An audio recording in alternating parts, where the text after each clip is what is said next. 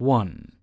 I worked for a well-known grocery store chain 4 years ago, in the floral department, until the situation wasn't handled professionally. Despite almost turning 30, I looked no older than 18 plus. It tended to garner unwanted attention. I was no stranger to having not-so-secret admirers. But it didn't make the situation any easier. It is a simple combination of being blessed with extra breasts, plus the magic of makeup. You see the first coffee kiosk when you walk through the front doors of the store, with a small dining area and the floral section of the storage right next to it. There was all sorts of trouble when a tall, very awkward young man in his early 20s started working in the meat market. Co-workers had reported the creep for asking them out, inappropriate questions, and his not liking the rejection. He went so far as trying to get married women to go out with him. My friend Vic was getting harassed by him also. We came to the dreadful realization that whenever he tried to wink at us, it looked like he was sucking a lemon. It was as unpleasant to witness as it sounds. Creepo began hounding me at the floral kiosk until I said something to my department manager. She allowed me to spend nearly an hour a day in the back because Creepo decided it was a good idea to spend his lunch and 15-minute breaks sitting in the coffee dining area to stare at me. My department manager said we can't waste the time anymore, plus that there wasn't anything I could do to stop it, since I rejected his request for a date, and he knew I had a boyfriend at the time. I started to make extra money by learning how to make coffee and run the kiosk. This, unfortunately, meant I saw Creepo nearly every day I worked. One evening I was escaping work early to go to a concert with my sister. He cornered me as I was getting a coffee. He asked me out again, so I just said it's concert date night with my man to get him to leave me alone. But no. He proceeded to wink sourly at me, and I told the human Sour Patch that I'm not missing Hansen to talk to him. Fed up with being in the Creepo's sights, I went over my department manager's head, to the store manager. As it is, I have severe anxiety and was sick of him running my work days. Head honcho seemed to take me seriously, pissed off my department manager in the process, and found my report didn't matter at all. Head honcho told me that Creepo isn't all there in the mind, and that his slight disability had a hand in it.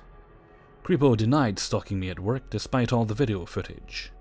Fast forward a few weeks, and I was at the nearest train station to work when the friend I was hanging out with noticed someone staring at me. My male friend confronted him. We nearly hopped on the train to my apartment, but decided against it after this since Creepo still kept staring. I reported the incident and was told it happened outside the company and couldn't be helped. Eyes were rolled again. Creepo was let off the hook because they claimed he doesn't know better. These incidents combined with others in the store led to my eventual resignation months later. The human Sour Patch either quit or got fired within months of my resignation, and I'm pleased I haven't seen one of the scariest winks in the world since. 2. I was a stalker, and I didn't even know it until many years later. You may ask yourself, how didn't he know? I will get to that, but first I will give you some background info. I was a bit of a sheltered kid. My parents were ultra-Christians. Sure, I went to a normal public school for a bit, then my stepfather got a job and we had to move. That's when I got put into a private Christian school for 6 years, and a year of homeschooling in there. My stepfather was never around much in those years because of his job. He was always traveling. So after moving 4 times in that 7 years, my parents decided to move once again to the city I was born in. I was put back into the public school system, and immediately dropped from a 98.9% student to a 50%. I was the weird kid that got picked on daily, didn't know what sarcasm was or any real social cues. I'm not saying I was socially retarded. I had my group of friends that helped me get through.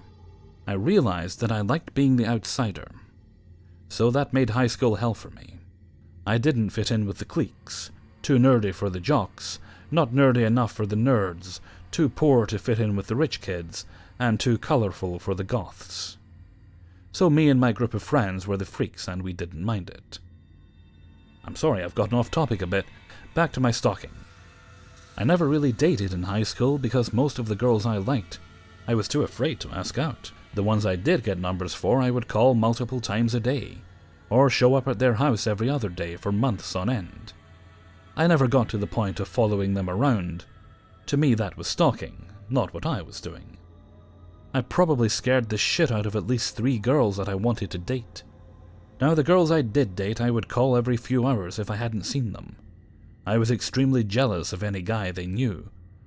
I would get so needy that I would push them away till they dumped me. Once they did, I would drive past their house every night for weeks and weeks, and call them up to 20 times a day, till I would be so pissed off with them for not paying attention to me that I would move on.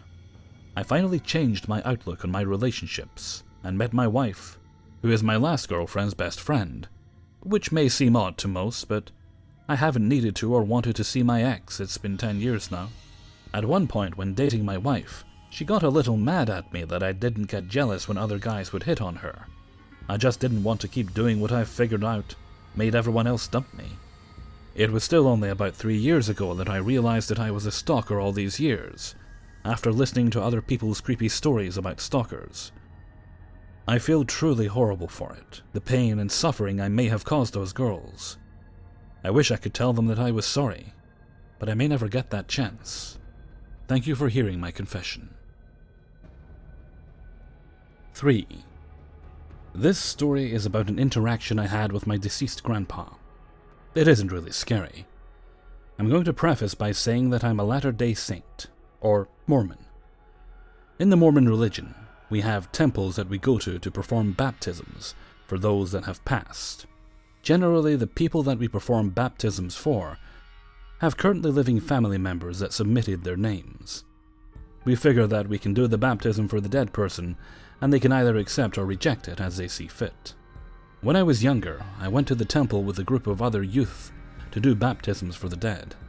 As I was waiting my turn to be proxy baptizee, I felt a presence envelop me. I think it took me a little while to realize that it was my paternal grandpa, who died not long before I was born. I know virtually nothing about him. Mostly that he had red hair exactly like mine. I'm not really sure how I knew that this presence was my grandpa, but I still knew it was him. I didn't really feel him talking to me. It was like he was just hanging out, enjoying my general company. It makes sense to me that he would be there at the temple, since my parents requested a baptism for him. So he probably accepted it, and that's what let him be in the temple. I went home that night after the baptism, still feeling my grandpa's presence with me. I felt very strongly that he loved and cared about me. When I got home, I immediately told my parents about him and that he was still there. We talked about him, and my parents started talking about a dog he had. It was almost like a whisper that I felt my grandpa immediately tell me that his dog was a little wiener dog. I asked my dad if my grandpa's dog had been a wiener dog, and he confirmed that he had been. My dad said that he always felt Grandpa, his dad, after visiting the temple too, and that Grandpa would linger as long as he could. I don't really believe in the paranormal in the popular sense, hauntings, demons, shadow people, or poltergeists, but I do believe that human spirits can reach through the veil to quietly interact with us. It's very reassuring to know that my grandpa is still out there and existing. I heard that a physicist once said that energy cannot be created or destroyed, and so the energy that is the human spirit will continue on, even after the body has perished. 4. When I was around 9 years old, my parents decided it was time to move to a different town.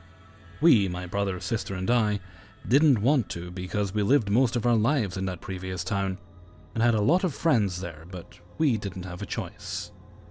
My parents found a house in a different city, and we went there to get a tour of the house. Only my dad, my mom, and I went. It seemed like a decent house. 4 bedrooms, separate kitchen, huge living room, huge basement, and an attic. But when we got there, I felt uneasy. It was a pretty old house, built in 1904 if I remember correctly, but looked pretty modern. During the tour of the house, we asked the person giving the tour why the previous owner left. He looked at us with a sad face and told us it was an elderly woman living here that passed away due to sorrow of losing her husband not long before she passed away. My parents, however, were in love with the house and decided to take it. About a month later, we moved in, and right from the start, weird things started happening. During the renovation, stuff just seemed to be vanishing to never be found again. I remember my dad getting pretty mad about it, since he needed to go to the store multiple times to buy new tools since they just vanished. Even a whole bucket of wallpaper glue just disappeared. The move to that house was pretty hectic because of it, not a good start. It only got worse though, the longer we lived there. After living there about a month, it was becoming clear that something weird was going on. As I was the youngest of the kids, I always had to go to bed first. Usually no problem for me, since back then I would fall asleep within a minute or so. So I went to bed one night, but woke up about 15 minutes later because the light in the bathroom was on. I thought it was my brother and wanted to ask him something. I got out of bed, opened the unlocked bathroom door, but to my surprise nobody was there.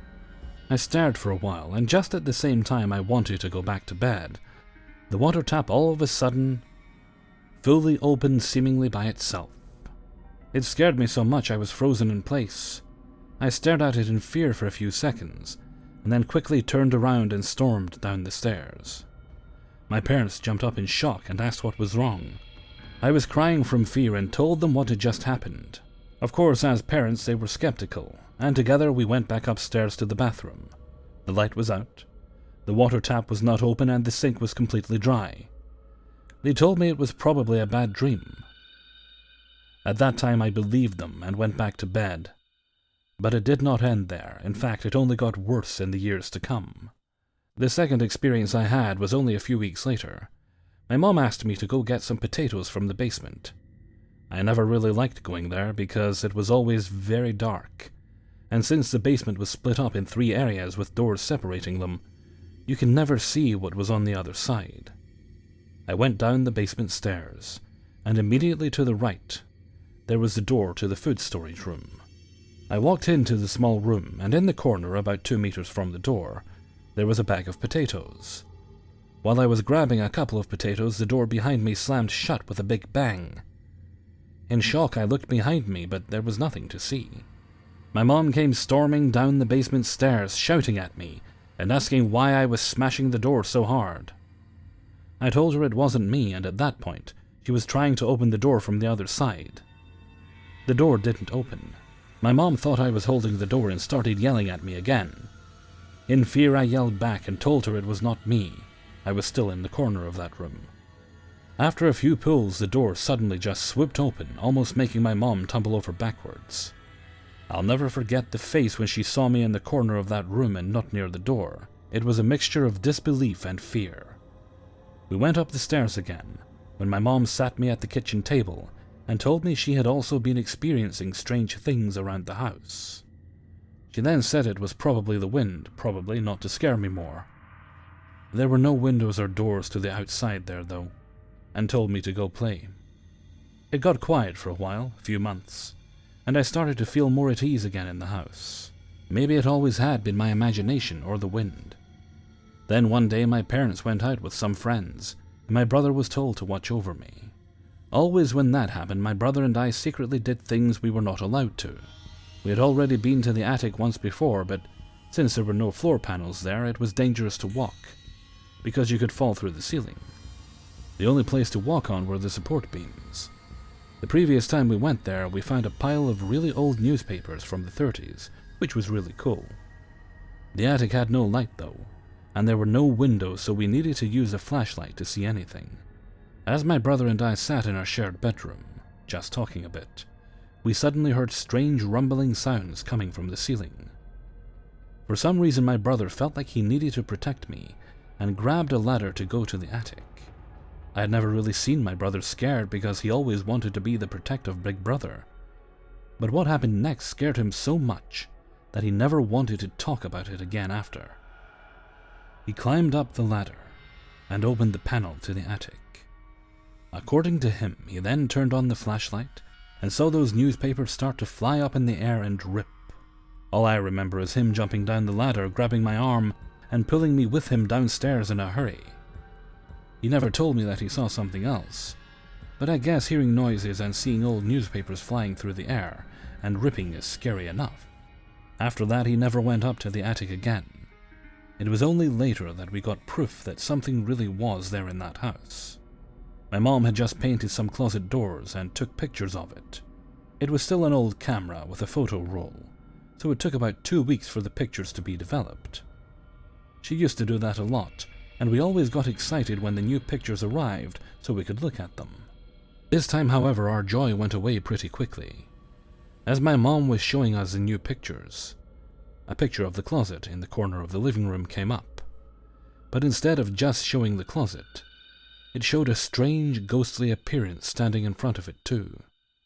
It looked like an old woman standing in front of the closet, looking mad towards the camera. My parents at that time had already divorced, but after seeing that, it was a matter of months before my mother had enough of it and moved out of that house. Even to this day, every one of us says that, even if you gave us $1 million, we will never go back to that house. A lot more happened there, but these are the events that stayed with me most. 5. This story starts 3 years ago when my husband and I moved into his parents' house for a year, until we could get on our feet. Their house was haunted, I'm sure of it, and probably by multiple ghosts. There is a feeling you get when you are sitting in their basement, and it's not a good one. In the year we lived there, I hated being in the basement. My husband and I would sit down there at night and watch TV. You'd be content on the couch watching Food Network, when all of a sudden you would feel like someone was about to grab you from behind. The hair on the back of your neck would stand up, and tingles would run down your arms. It felt like someone was screaming, "Get out! Leave me alone!" But you couldn't hear it.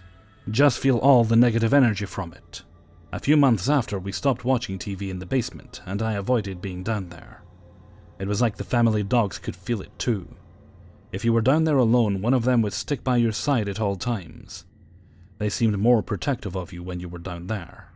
I remember so clearly having to run down there to grab my phone, and as I was coming back up the stairs, I ran up them, because I felt like someone was chasing me out of the basement. I didn't dare turn around. I didn't want to see something there. The other presence we felt in the house was in our bedroom. Woof freaking who. It wasn't as fear-inducing as the one in the basement. This ghost seemed content just messing with us, so many times I would put something away, my hairdryer, my phone charger, the TV remote, and when I would go to use it again, I couldn't find it. I would tear that room apart trying to find it, only to see it was suddenly right where I left it when I put it away. This ghost also had a habit of opening the bedroom door. About once a month, we would be sleeping and wake up to the sound of the door unlatching and opening. We kept one of the family dogs in our room with us, and she never seemed bothered by it. I never felt scared in that room, so I figured it was either a logical explanation, or this was just a friendly ghost who didn't mean to scare us. 2 years ago, we moved into our apartment. We are the first people to ever be in our unit. About a year ago is when I started noticing things. Every now and then, when I'm alone in the bedroom, I swear I see someone walk past, or peering into the door. Every time I look and no one is there. Every time it happens, I'm alone in the apartment. Until a few days ago, I just assumed my mind was playing tricks on me, and it was just the result of an overactive imagination. Earlier this week, I came home from work, came through the door, locked the door, and put my bag in its usual spot. I was talking to my husband, who was on the couch, while I was standing 4 feet away from the front door. Out of the corner of my eye, I caught some movement, and heard the deadbolt on the door forcefully unlock. It was like someone slammed it back in a hurry to get in the door. I was convinced something was going to come into our apartment. Maybe maintenance forgot to give us notice. I stood there in silence. From the couch, I hear my husband go, "Did you just lock the door?" I told him no, it had just unlocked itself. Still under the impression someone was going to come into our apartment, but hadn't yet. I walked over and peeked through the peephole. Nothing. I opened the door and stepped into the hall. Nothing. The door lock had just unlocked itself. I closed the door and sat next to my husband on the couch. I told him about how I keep seeing someone out of the corner of my eye. He admitted to watching the bedroom door moving on its own without the interference of wind or one of our cats. so it seems like a ghost has followed us all the way from my in-laws' house to my apartment. The other night when I was home alone, I said out loud, "So, I'm okay with you being here? Let's just agree to leave each other alone. I'm perfectly fine with sharing my space with someone on the other side, so long as we all just keep to ourselves." Hey everybody, Hellfreezer here, and thank you very much for listening to 5 True Scary Subscriber Stories, episode 71. And thank you very much to everybody who sent stories in for use in this video. If you yourself have a story, then please do send it along to kingofthecities@gmail.com. The email can be found in the description of this and every video. I take all sorts of stories, and don't worry too much about your writing, just be as detailed as you possibly can, and I can clear up any grammar or spelling issues there might be. Okay, and with that I'm going to head off for now. So until next time, thank you very much for listening, and take very good care of yourselves.